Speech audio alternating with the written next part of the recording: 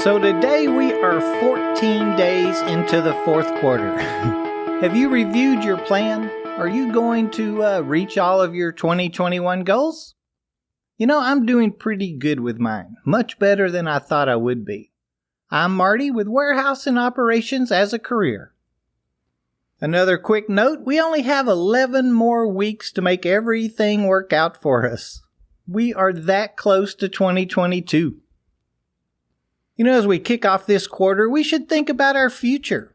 Do you know what you'd like your future to bring you? Now is the time to start thinking about 2023. If you have a plan for 2022, you'll be where you want to be in 2023, 2030, and 2035, and really beyond. How do you want to be set up in retirement? Well, as you know, I could talk about retirement all day long. So enough of that. We'll talk about our goals next month probably, but I did want to bring it up. Kind of thoughts to ponder, I guess. So I was sitting in the break room with an order selector, a driver helper, an inventory control clerk, and a general labor returns associate one day last week. That kind of sounds like the starting point of a joke, doesn't it? We were all just kind of talking, having a coffee, when someone asked, what warehouse position did I feel was the hardest? You know, I didn't have to think about my answer at all. I blurted out that the frontline supervisor's job is the hardest. Let me tell you, that brought out a lot of laughs. I was kind of saved by the bell as the break was over and everyone had to get back to work and I had to get back on the road. I had stopped by the facility to do a quick on-site and just kind of say hi to everyone. You know, I really like those visits where I'm not looking for or auditing anything at all. The question, or the laughter, I guess, made me think a lot about the frontline positions.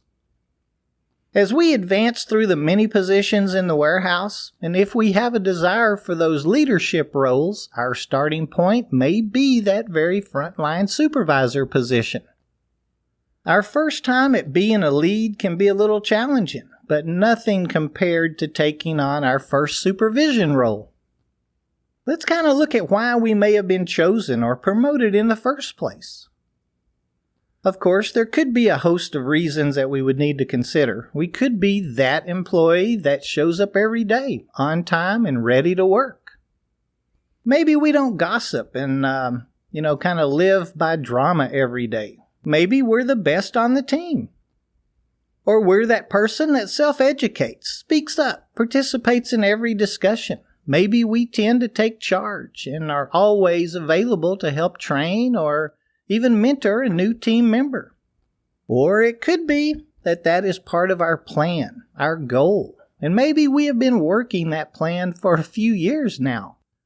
Or it could have just landed in our lap and the offer was a surprise to us. Whatever the reason or the opportunity, your life changes from that point forward. Seriously, your work life has to change, but you're going to notice that your home life is going to be affected as well. If you are already working with the team that you are now going to lead and be responsible for, well, they're probably our friends. Sometimes our closest friends are those that we work with. Those relationships are going to change. You probably used to go after work and have beverages together, hang out and talk about the day's events. Now you are a big part of those day's events.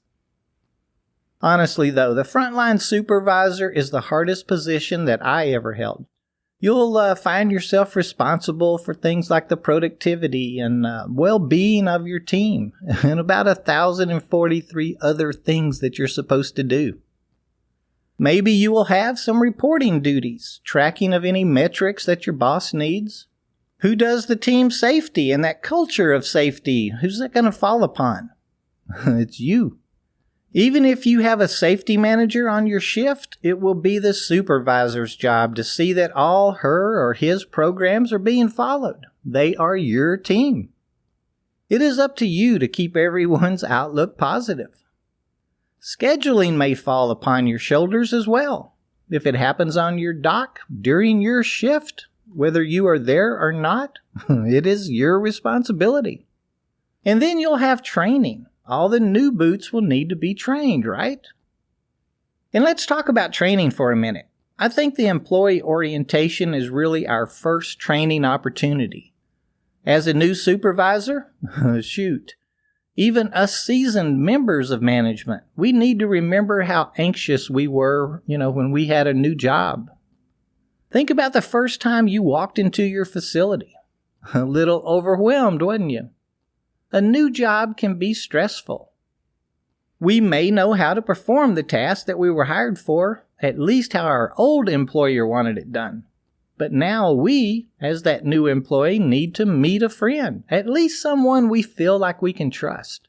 And they need to make us feel at ease, at least comfortable. And they need to teach us, train us to be successful at our new job.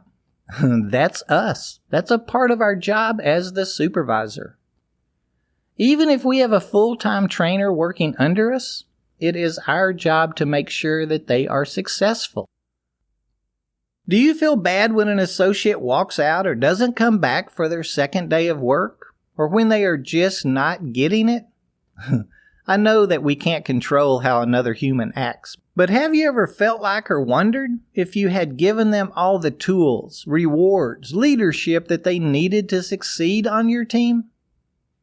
We've talked before how most employees that are involuntarily termed for things like attendance, productivity, or quality of work have really terminated themselves. They knew the rules, and hopefully we as supervisors have spoken to them, coached them, and tried to work with them on those points before we had to inform them that it's time to part ways.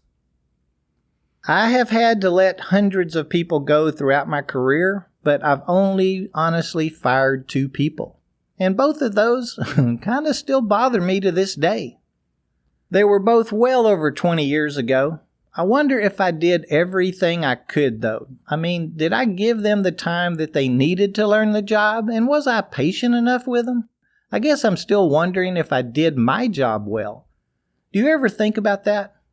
If you did your part? I feel communicating with our employees is our task number 2. Safety is always going to be your task number 1. Seriously though, as a supervisor, our 2 must-have skills are listening. That is 60% of our job, and conveying our plan and goal for the shift through words, speech, talking, not texting or emailing. Email was never meant to be used as a tool to carry on a conversation with. Think about it. If you use texting as a form of communicating instead of just being a tool for that short form of communication, say like, maybe texting an item number or a pick location is going to be fine. But if you use it to relay today's expectations or direction, well then, how can we get upset when an associate uses it for something they do not wish to speak to us about? Like maybe calling in or leaving early, or maybe that they have damaged 3 cases of whole eggs. Most large corporations do not allow texting between their managers. Oh, and email. Don't even get me started on it. Its primary use today at our level, the supervision level, is to push a situation off on someone else. We'll shoot off an email to HR or to payroll, any other department with questions from our employees. In our minds, we think not our problem anymore since we hit that send button. So what is our job? I know we have our job descriptions. They explain to us what we have to cover each day. Things like, and I'm just going to use one that's right here in front of me on the desk as an example. Let's see, where's that part? Okay. We are responsible for checking on the inbound loads and that they are properly staged to a door close to their product's pick and reserve locations so the put-away operators do not have to drive across the docks to place their loads in the racking. This job description states that we are responsible for the scheduling of man hours for our shift, making sure we have proper head count to meet productivity needs, approved time off, call-ins, no-call, no-shows, and taking care of any training hours that we may have. The building sanitation is listed on here. Safety is on here as well. There are several reports that are listed. And then it talks about setting the plate for the next shift. having the equipment charged, the aisles cleaned and faced forward, and having the pick locations replenished prior to the selection shift starting. And that explains our task pretty well, but I don't feel that it explains our job. A large component of our position is our human capital. Were you taught that part? I know I wasn't. But over the years as a manager, I have learned that that is a major function of being a frontline management team member. Think about it. Would you rather work for a person that thinks titles should be worn on their shoulders, or for that person that carries his or her responsibility themselves, raising their hand when something goes wrong, and we as employees know that they have our backs? Of course, it's easy to bark directions all day long, and it'll be effective until it's not. However, you'll never have a team that way. You'll have some great employees that'll do what you say, and some that just won't. But you'll never have a team that will work together, share their thoughts and ideas regarding efficiencies, and that would follow you off of a cliff. Have you ever gone to your manager and said something like, "Boss, I don't think so-and-so is going to make it. We should let him or her go"? Now, the reason could be attendance, tardiness, or maybe even productivity. What we're really saying to our boss, what they're hearing, is, "Hey, boss, I have failed to do my job training, working with or coaching so-and-so, and we should forget about the 2 weeks' wages that we've paid out to them and the onboarding costs that we've incurred and just start over." Think about it. Now, yes, sometimes we have been given a bad hire, but we need to try and turn them first. A bad employee in many cases will work for that individual that respects them, listens to them. A lot of times, that's really all it takes. Do you know all of your employees' birthdays? Put them in your phone. Greet them with a happy birthday as they walk in the door. Do you know what their hobbies are, if they have kids? What they like to talk about? Once a week, you should try and take a break with your team. You'll be surprised how much you can learn about your team. When something goes wrong, it's your fault.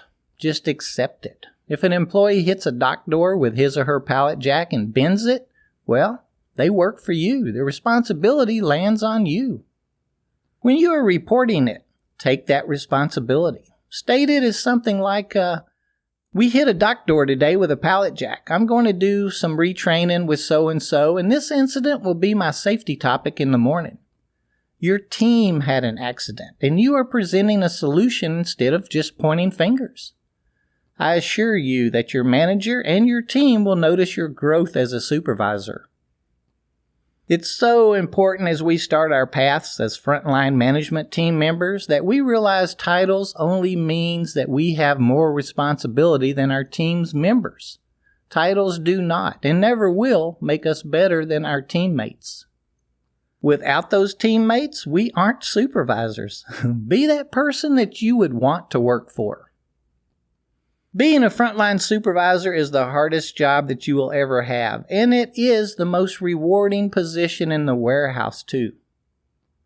Well, I could give you 50 more examples of how to be a great supervisor, but I think you kind of get the idea. If you have a particular question or would like to hear more, just send us an email to host@warehouseandoperationsasAcareer.com, and I'll expand on those questions. Until next week, be that person you'd like to work for and practice being safe while doing it.